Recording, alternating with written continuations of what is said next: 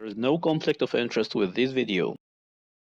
Specific tools are needed to perform this technique, namely suture passing lasso, low profile ACL guide, 7mm cannulated drill bit, and 12mm washer.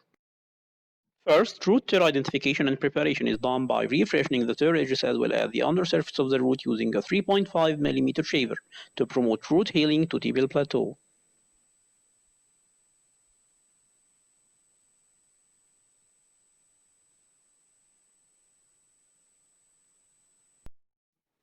Next, the articular cartilage at the root bed is removed to increase the healing surface area by using a curettage spoon with a low profile to avoid injury to the articular cartilage.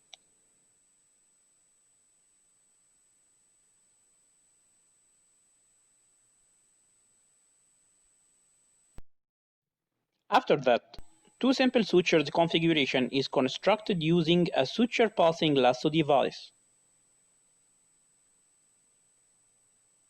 This step is repeated twice. Number 0 proline is used as a relay suture to pass number 2 fiber wire.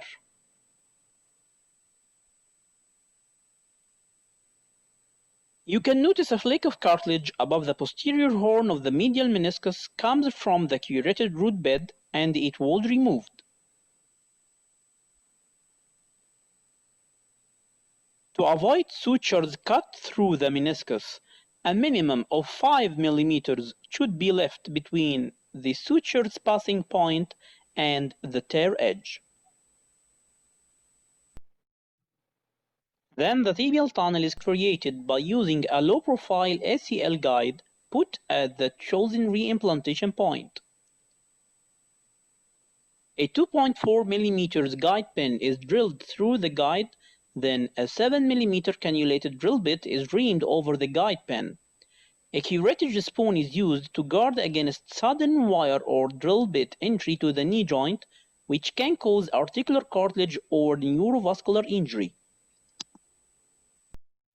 Finally, the four limbs of the two sutures are retrieved through the tibial tunnel using a right-angled probe.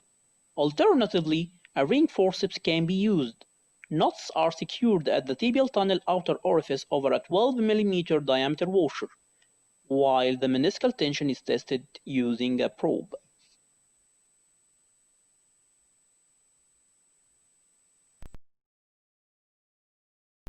And this is the result of the previously demonstrated case after 21 months of postoperative follow-up, showing good meniscal tension with tear healing and stationary articular cartilage status both arthroscopically and radiologically. Thank you.